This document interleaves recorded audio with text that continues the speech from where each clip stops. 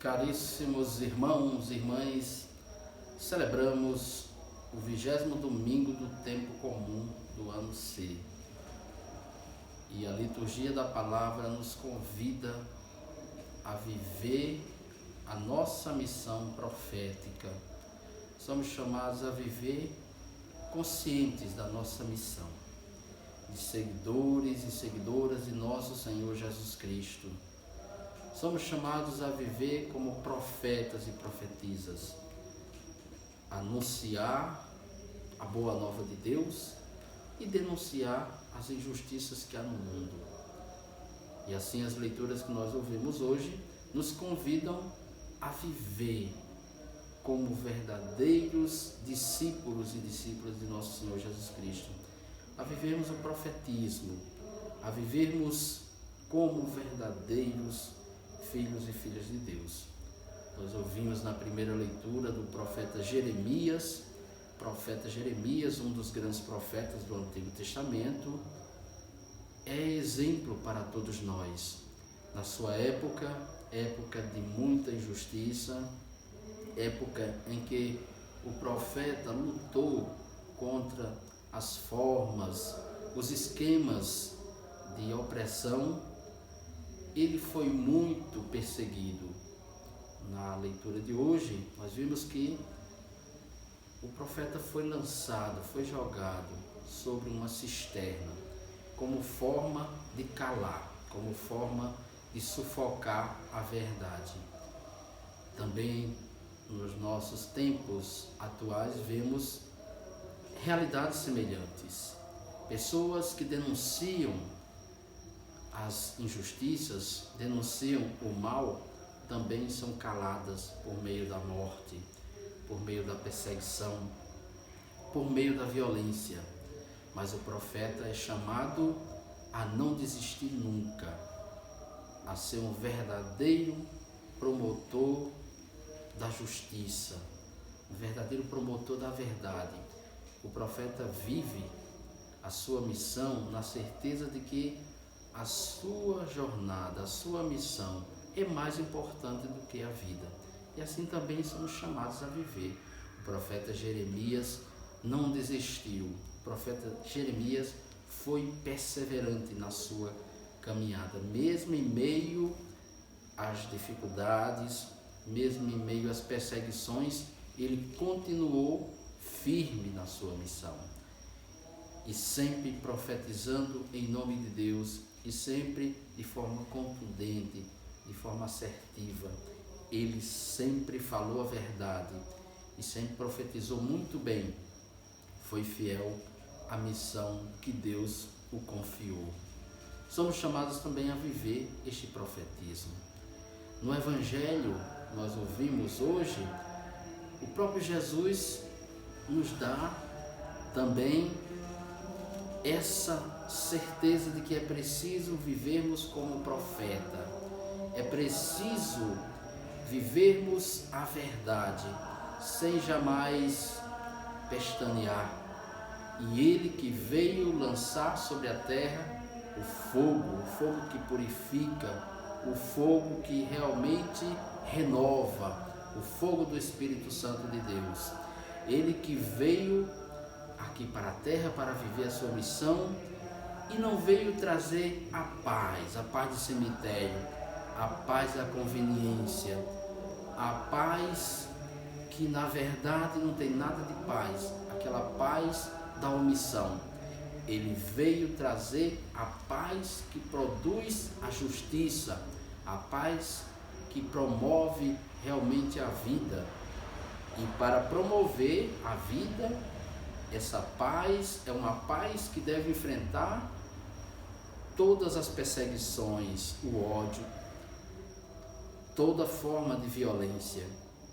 Para se chegar à paz é preciso lutar, é preciso viver realmente a palavra de Deus, e assim quem realmente vive está sujeito a sofrer todo e qualquer golpe, toda e qualquer perseguição.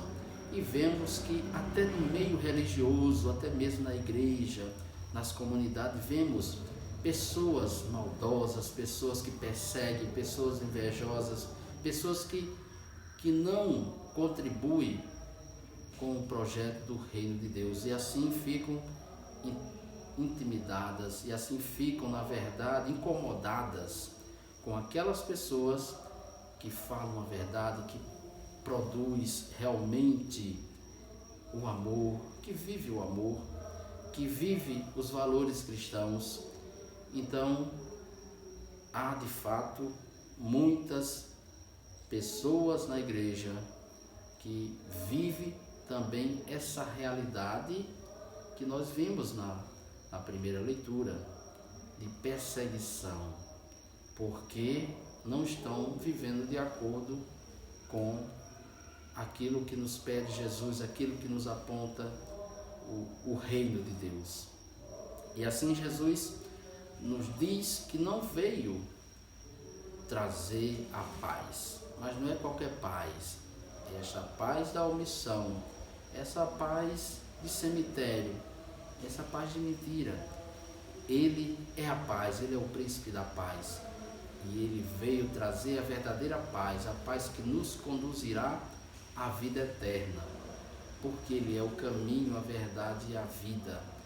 Então Jesus, uma vez que ele é o verbo de Deus, ele é a palavra de Deus, a verdade plena, ele não é aceito por todos, ele não é acolhido por todos. Então, é evidente que haverá a divisão, e assim na família haverá divisão, pais contra os filhos, pai contra os filhos, mãe contra as filhas, sogra contra a nora, porque nem todos abraçam a fé em Cristo.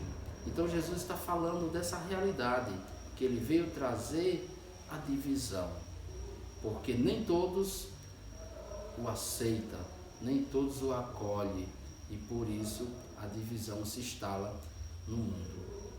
Mas somos chamados a viver seguindo os passos de Cristo, vivendo a sua semelhança, nos espelhando nele, como verdadeiros discípulos e discípulos de Cristo.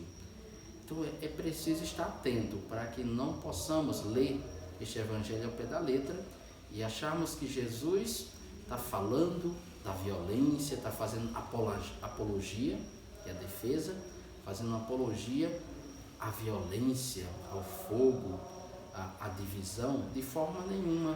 É preciso compreender o que Jesus está falando, o que está por trás das palavras. Jesus está falando de uma realidade que ele veio assumir. E logo após o seu batismo, ele assume o seu ministério. E assume o seu ministério anunciando o reino de Deus, mostrando a verdade que divide, a verdade que incomoda, o reino da mentira, a verdade que de fato não é aderida por todos.